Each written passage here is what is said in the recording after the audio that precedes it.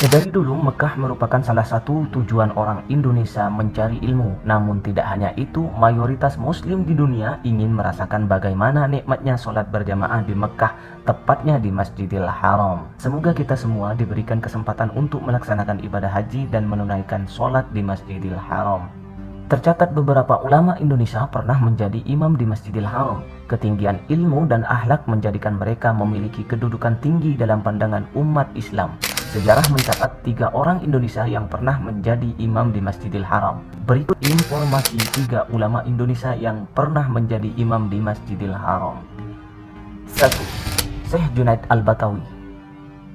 Syekh Junaid Al-Batawi lahir di Pekojan, Jakarta Barat. Beliau dikenal sebagai seorang pendidik yang teguh hingga akhir hayatnya dihabiskan untuk mendidik atau mengajar. Beliau juga dikenal sebagai Syekhul Masyayikh Mazhab Asy-Syafi'i. Di antara muridnya yang kemudian masyhur adalah Imam Nawawi Al-Bantani. Syekh Junaid Al-Batawi wafat di Mekah pada tahun 1840.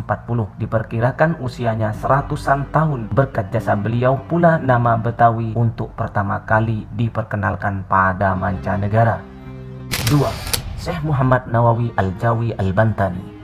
Syekh Muhammad Nawawi Al-Jawi Al-Bantani dilahirkan di Kampung Tanara, Serang, Banten tahun 1815. Selama lebih kurang 30 tahun beliau memperdalam ilmu agama pada guru-guru di Mekah. Puncaknya ketika beliau ditunjuk sebagai pengganti Imam Masjidil Haram, namanya makin melekat dengan sebutan resmi Syekh Nawawi Al-Bantani Al-Jawi, yang artinya adalah Nawawi dari Banten, Jawa. 3. Syekh Muhammad Khatib Al-Minangkabawi. Syekh Muhammad Khatib bin Abdul Latif Al-Minangkabawi. Ulama ini lahir di Sumatera Barat, tepatnya di kota Tuo, Agam pada tanggal 26 Juni tahun 1860.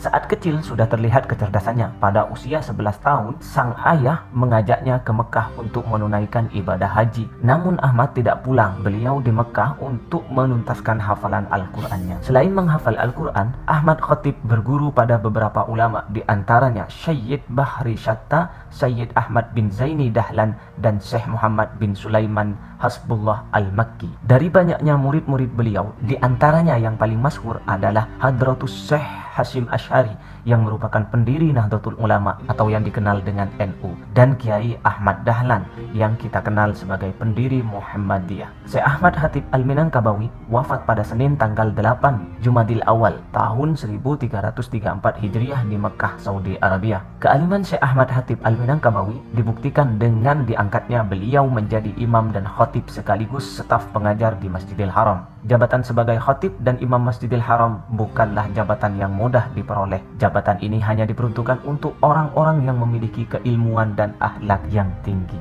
Itulah 3 ulama besar dari Indonesia yang mengharumkan nama negara Indonesia ke seluruh penjuru dunia. Sekian, terima kasih, mohon maaf jika ada kekurangan dan kesalahan. Kritik dan saran silahkan tulis di kolom komentar untuk dijadikan nasihat dalam perbaikan ke depan.